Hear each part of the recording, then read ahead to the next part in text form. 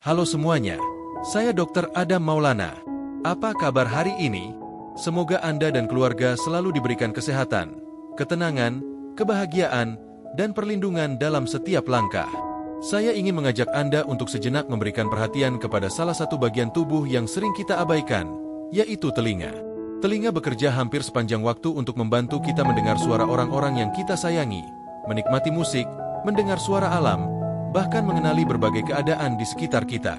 Namun, karena telinga bekerja tanpa banyak kita sadari, terkadang kita baru memperhatikannya ketika muncul rasa tidak nyaman.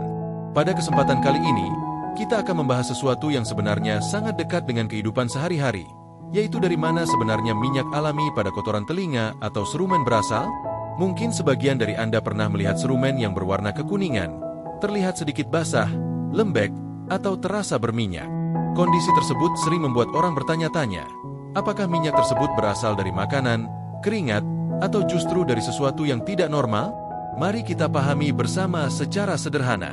Serumen atau kotoran telinga sebenarnya merupakan campuran alami dari berbagai komponen yang diproduksi dan terdapat di dalam liang telinga. Serumen bukan hanya sekadar kotoran yang harus selalu dibersihkan. Di dalamnya terdapat sekresi kelenjar, lipid atau komponen lemak, sel kulit yang telah mengelupas, serta partikel kecil yang tertangkap selama berada di liang telinga. Salah satu sumber penting dari komponen berminyak tersebut adalah kelenjar sebaceus atau kelenjar minyak.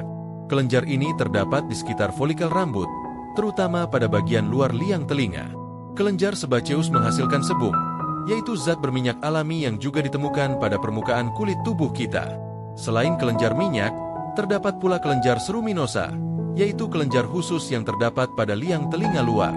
Sekresi dari kelenjar ini turut berperan dalam pembentukan serumen. Sekresi tersebut kemudian bercampur dengan sebum, sel kulit yang mengelupas, serta berbagai komponen lainnya sehingga terbentuklah serumen dengan karakteristik yang berbeda-beda. Inilah alasan mengapa serumen seseorang bisa terlihat berbeda dengan orang lain. Ada yang memiliki serumen lebih lembut dan berminyak, sementara orang lain memiliki serumen yang lebih kering dan mudah menjadi serpihan.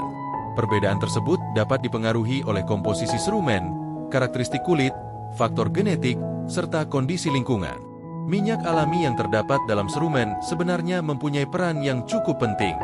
Salah satunya adalah membantu mempertahankan kelembapan kulit liang telinga. Kulit di dalam liang telinga relatif tipis dan sensitif. Jika terlalu kering, kulit dapat lebih mudah mengalami iritasi dan terasa tidak nyaman. Karena itu, keberadaan komponen berminyak membantu mempertahankan kondisi alami permukaan kulit tersebut. Selain menjaga kelembapan, serumen juga berperan sebagai bagian dari sistem pertahanan alami telinga. Sifat fisik serumen yang sedikit lengket membantu menangkap debu dan partikel kecil sebelum mencapai bagian yang lebih dalam. Komponen tertentu dalam serumen juga diketahui memiliki aktivitas antimikroba, sehingga lingkungan liang telinga memiliki mekanisme perlindungan alami. Namun, perlu dipahami bahwa keberadaan minyak pada serumen bukan berarti telinga harus selalu dibersihkan sampai benar-benar kering.